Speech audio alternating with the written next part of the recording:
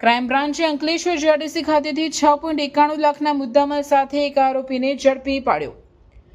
ભરૂચ જિલ્લામાં કાયદો અને વ્યવસ્થા જાળવી રાખવાના ભાગરૂપે ભરૂચ પોલીસ અધિક્ષક અક્ષય રાજ નાઓની સૂચના મુજબ લોકલ ક્રાઇમ બ્રાન્ચ ભરૂચે પ્રોહિબિશન વિરુદ્ધ સઘન ઝુંબેશ હાથ ધરી છે, જે અંતર્ગત ગત રાત્રિના સમયે એલસીબીની ટીમે અંકલેશ્વર જીઆરડીસી પોલીસ સ્ટેશન વિસ્તારમાં સફળ કામગીરી કરી હતી।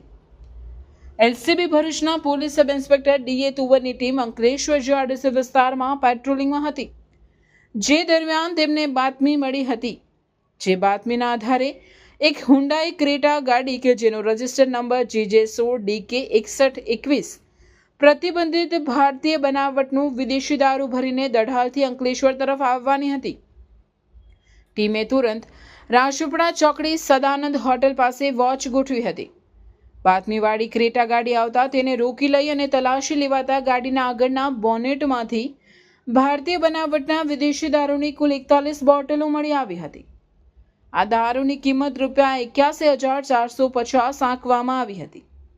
પોલીસે દારૂ સહિત 2 નંગ મોબાઈલ અને ગુનામાં ઉપયોગમાં લેવાયેલ હુન્ડાઈ ક્રેટા ગાડી કે જેની આશરે કિંમત 5 લાખ પણ કબજે કરી હતી।